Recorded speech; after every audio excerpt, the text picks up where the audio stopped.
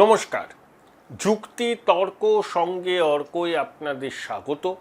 আপনাদের সঙ্গে আমি অর্কপ্রভ সরকার।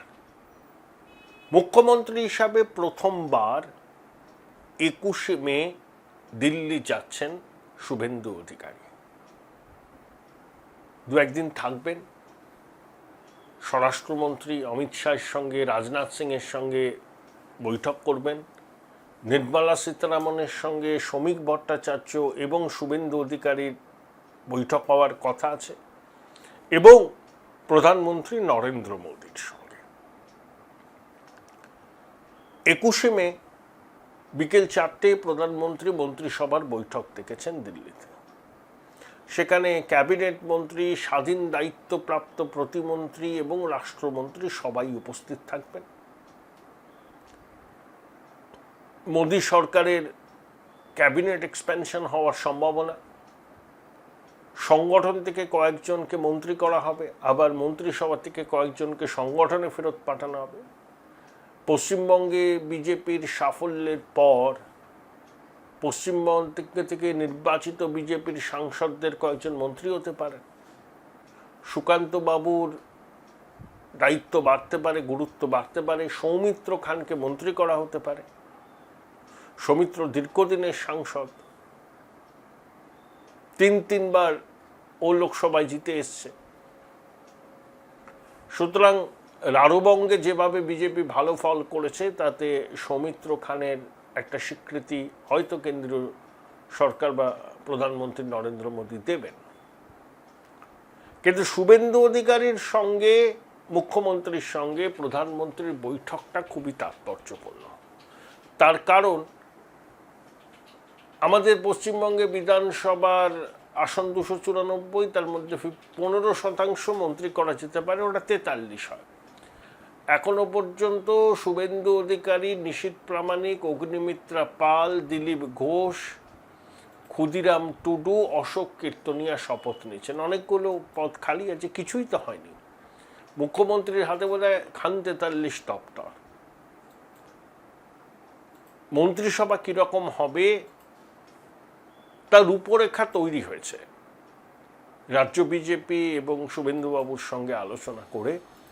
কিন্তু প্রধানমন্ত্রীকে একবার সেটা দেখিয়ে নিতে হবে। তার গ্রিন সিগন্যাল ছাড়া এটা হবে না। এটাই নিয়ম বিজেপির। এ তো নির্মম মহিলার সরকার নয়। 2 কিলোমিটারের মধ্যে সবাই মন্ত্রী হবে। এই বাবি, তুই মন্ত্রী হবি, তুই ওটা নগর উন্নয়ন দেখে নিস। অরূপ, তুই ক্রিয়াটা দেখে নিস, পূর্তটা দেখে নিস। এই কানন, আবাসন দেখে নিস। এইভাবেই তো উনি মন্ত্রী করতেন। হ্যাঁ, তো একটা শৃঙ্খলাবদ্ধ আদর্শনিষ্ঠ দলে তো এসব তুগলকি আচরণ চলতে পারে না। মন্ত্রী হওয়ার দাবিদার অনেক। কার কপালে শেষ পর্যন্ত শিকে ছিড়বে সেটা সময়ই বলবে। কিন্তু কতগুলো মুখকে মন্ত্রিসভায় দেখলে পরে আমি ব্যক্তিগতভাবে খুব খুশি হব,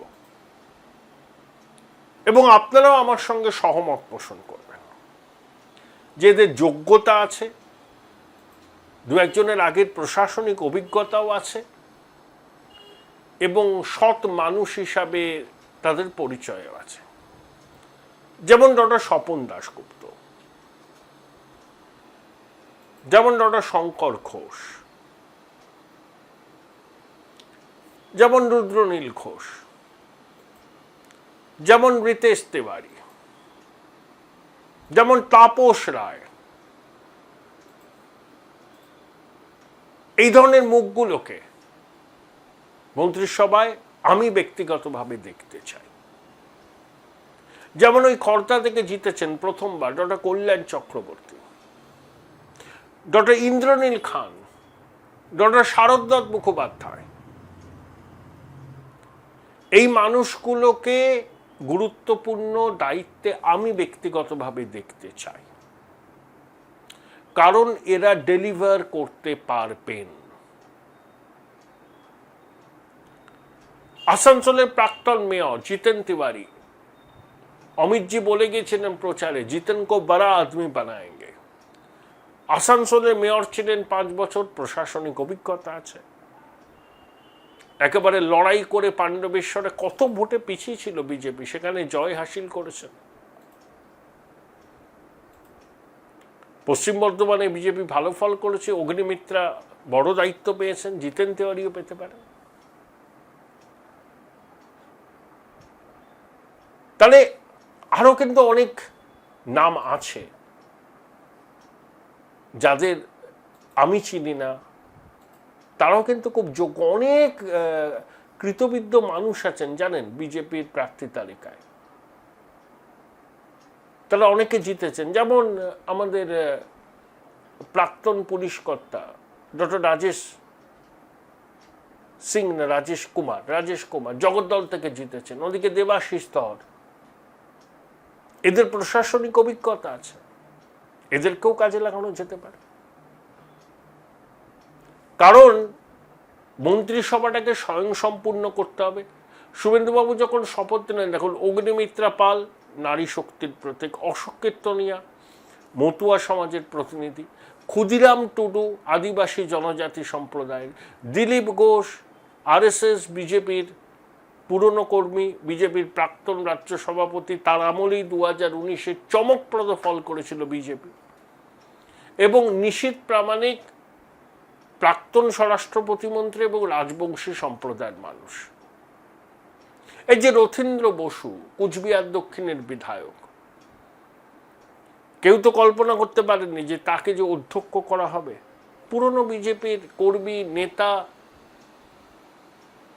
ওই অনন্ত মহারাজের রাজ্যসভায় মনোনয়নের সময় তিনি ডামি ক্যান্ডিডেট হয়েছিলেন। এরকম চমক থাকবে। আমি যে নামগুলো বললাম, এদেরকে মন্ত্রিসভায় দেখলে আমি খুশি হব। বিজেপি নেতৃত্ব নিশ্চয়ই এদের কথাও ভাববেন, বা তাদের পরিকল্পনায় অন্য অনেক নাম থাকতে পারে। দেখুন, প্রথমবারের বিধায়ক মুখ্যমন্ত্রী হন, আর প্রথমবারের বিধায়ক গুরুত্বপূর্ণ ক্যাবিনেট পাবেন না, এটা তো হতে পারে না। পেতেই পারে। যারা খুব নিষ্ঠার সঙ্গে কাজ করেছেন, সঙ্গের সঙ্গে যোগ আছে, স্বচ্ছ ভাবমূর্তি। যেমন আরেকজন আমার ধারণা উনি মন্ত্রী হবেন, ডক্টর সুব্রত মৈত্র, কাঞ্চন মৈত্র বলে, যিনি বহরমপুর থেকে জিতলেন 2 বার। গৌরীশঙ্কর ঘোষ, মুর্শিদাবাদের প্রতিনিধিত্ব এবার থাকতেই হবে। দক্ষিণ 24 পরগনার প্রতিনিধিত্ব থাকতেই হবে, উত্তর 24 পরগনা থেকে তো থাকবেই, কলকাতার থাকতেই হবে, হাওড়ায় থাকতেই হবে। পূর্ব মেদিনীপুরে তো শুভেন্দু অধিকারী নিজেই জিতেছেন, পশ্চিম মেদিনীপুর ঝাড়গ্রাম থেকেও মন্ত্রী হওয়ার কথা ডক্টর প্রণব টুডু, খুব ভালো মানুষ। কিন্তু সব থেকে বড় বিষয়টা হচ্ছে অর্থমন্ত্রী কে হবে। বিজেপির থেকে যারা জিতে এসছেন তাদের মধ্য থেকেও বিজেপি অর্থমন্ত্রী করতে পারে। দেখুন, অর্থমন্ত্রী হতে গেলে না অর্থনীতিবিদ হতে হয় না, খুব ভুল ধারণা। প্রণববাবু তো ইন্দিরা জমানার অর্থমন্ত্রী ছিলেন, মনমোহন জমানাতেও অর্থমন্ত্রকের দায়িত্ব সামলেছেন, অর্থোডক্স অর্থমন্ত্রী ছিলেন। উনি রাষ্ট্রবিজ্ঞানের MA আর ইতিহাস, কোনোদিন অর্থনীতি নিয়ে পড়াশোনা করেননি। ডক্টর অসীম দাশগুপ্ত ভালো অধ্যাপক ছিলেন, তিনি অর্থনীতির মানুষ। অমিত মিত্রও তাই। কিন্তু তার মানে এই ডক্টর দাশগুপ্ত তো ঘাটতি শূন্য বাজেট দিয়ে গেছিলেন দীর্ঘদিন, আর অমিত মিত্র অর্থমন্ত্রী থাকাকালীন রাজ্যের হালটা কি হয়েছে সেটা আমরা সবাই জানি। তাই অর্থনীতিবিদ হতেই হবে অর্থমন্ত্রী হতে গেলে, এটা কোনো ক্রাইটেরিয়া নয়। Join Runux Institute of Hotel Management, New Town, offering guaranteed global placement in hotel, hospitality, aviation, hospital and culinary management. Nirmala Sitharaman যেমন অর্থনীতির মানুষ, অরুণ জেটলি তো অর্থমন্ত্রীও ছিলেন, তা অরুণ জেটলি তো কোনোদিন অর্থনীতি নিয়ে পড়েননি, আইনের মানুষ ছিলেন। এটা কোনো ক্রাইটেরিয়া নয়। বিজেপি তার নিজস্ব পুল থেকে, মানে যারা জিতে এসছেন তাদের থেকেও কাউকে অর্থমন্ত্রী করতেই পারে, সেই সম্ভাবনা উড়িয়ে দেওয়া যাচ্ছে না। আবার শুভেন্দু অধিকারী যেহেতু নন্দীগ্রাম আসনটি ছেড়ে দিয়েছেন, সেখানে উপনির্বাচন হবে, তাহলে কোনো ল্যাটারাল এন্ট্রিও আসতে পারে। সঞ্জীব সান্যালের কথা শোনা যাচ্ছে, কোনটাই কনফার্ম নয়। অশোক লাহিড়ী যদি প্রতিদ্বন্দ্বিতা করতেন এবং তিনি জিততেনও, তাহলে তিনি যে পশ্চিমবঙ্গের পরবর্তী অর্থমন্ত্রী হবেন সেটা বলে দেওয়া যেত। 2021 সালে তাকে সেই উদ্দেশ্যেই নিয়ে আসা হয়েছিল, কিন্তু বিজেপি সেখানে সরকার করতে পারেননি। এবার ডক্টর লাহিড়ীকে নীতি আয়োগের ভাইস চেয়ারম্যান করা হয়েছে। নির্মলা সীতারামনের সঙ্গে শ্রমিক ভট্টাচার্য, শুভেন্দুবাবু বৈঠক করবে। কেন্দ্রের অ্যাসিস্ট্যান্স ছাড়া রাজ্য তো ঘুরে দাঁড়াতে পারবে না। কেন্দ্রের প্রকল্প, কেন্দ্রের আরও সহায়তা, আমি জানি না শুভেন্দুবাবু বা শ্রমিকবাবু বলবেন কিনা যে মোরাটোরিয়াম দিতে। এই যে রাজ্যের উপর যে বিপুল ঋণ, তার ইন্টারেস্ট অন্তত 3 বছর স্থগিত রাখা হোক, তাতে প্রচুর সাশ্রয় হবে। দেখা যাক প্রধানমন্ত্রীর সঙ্গে শুভেন্দুবাবুর বৈঠকে শেষ পর্যন্ত ছবিটা কি হয়। কিন্তু এবার মন্ত্রিসভা সম্প্রসারণ হচ্ছে, উৎকণ্ঠার অবসান হচ্ছে এবং মন্ত্রীদের নামের তালিকাও আপনারা পেয়ে যাবেন। বিজেপির আদি নেতারাও গুরুত্ব পাবেন, সংঘ ঘনিষ্ঠ নেতারাও গুরুত্ব পাবেন। সেই জন্য আমি রিতেশ তিওয়ারির কথা বললাম। বিজেপির অনেক পুরনো ছেলে, সৎ ছেলে, দীর্ঘদিন রাজনীতি করেছে। তারপরে মাঝে একটু কোণঠাসা ছিল, আবার শ্রমিকবাবু সভাপতি হওয়ায় শ্রমিকবাবু সবাইকে মাঠে নামিয়েছেন। রিতেশকে প্রার্থীও করেছিলেন, জিতেওছেন, অতীন ঘোষকে হারিয়েছেন। এরকম বহু মানুষ আছেন বিজেপিতে যাদেরকে আমরা হয়তো সেভাবে চিনি না, আস্তে আস্তে চিনি যাব। কিন্তু তাদের যোগ্যতা, প্রতিভা কারোর থেকে 1 টাকা কম নয়। সেরকম মানুষদের মন্ত্রিসভায় দেখার সম্ভাবনাও কিন্তু উজ্জ্বল। সমস্ত হিসেব নিকেশ, জল্পনাকে একেবারে উড়িয়ে দিয়ে বিজেপি এমন মন্ত্রিসভা করতে পারে যেখানে আমাদের কারুর কোনো ভবিষ্যৎবাণী মিলবে না। দেখা যাক কি হয়। আপনাদের স্বনির্বন্ধ অনুরোধ, চ্যানেল সাবস্ক্রাইব করবেন, থ্যাঙ্কস বাটনে ক্লিক করতে ভুলবেন না। উচ্চ মাধ্যমিকের পর উজ্জ্বল ভবিষ্যৎ গড়তে NCHMCT পর্যটন দপ্তর, ভারত সরকারের hospitality and hotel management, Paschimbanga সরকারের মাকাউটের BBA BCA, fashion design, aviation tourism, culinary arts পড়ো SBI HM কলেজে। স্টুডেন্ট ক্রেডিট কার্ড ও ব্যাংক লোন পাবে SBI HM এ পড়লে। কোর্সের শেষে SBI HM দেশ ও বিদেশে চাকরির ব্যবস্থা করে থাকে। SBI HM হলো পশ্চিমবঙ্গের সেরা ম্যানেজমেন্ট কলেজ। SBIHM.com। বোলপুর শহরের কোলাহল থেকে মাত্র 20 মিনিট দূরেই রয়েছে সুন্দর রিসর্ট, যেখানে পেয়ে যাবে স্পেশিয়াস আর এস্থেটিক্যালি ডিজাইন রুম। তোমরা যারা গ্রুপে যাও তাদের জন্য আছে কমফোর্টেবল গ্রুপ স্টে অপশন, আর কাপলদের জন্য রয়েছে লাক্সারিয়াস সুইট রুম, তার উপর আবার ফ্ল্যাট 10% অফ। এখানে প্রকৃতির মাঝে তোমরা পেয়ে যাবে একটা সুন্দর সুইমিং পুল, ছোটদের জন্য প্লে এরিয়া আর একটা এস্থেটিক সেলফি কর্নার।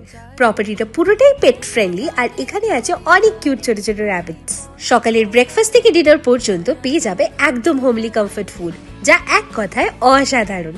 বেঙ্গলি কুইজাইনের সাথে সাথে পেয়ে যাবে চাইনিজ আর নর্থ ইন্ডিয়ান অপশন। বিকেলে বনফায়ারের আলো, বন্ধুদের সাথে আড্ডা আর খোলা আকাশের নিচে গ্রাম বাংলার হাওয়া, পুরোটাই এক অপরূপ অনুভব। তাহলে বলো তোমরা কবে প্ল্যান করছো এই পিসফুল এসকেপটা? And don't forget to follow Miss Cupcake for more such travel updates.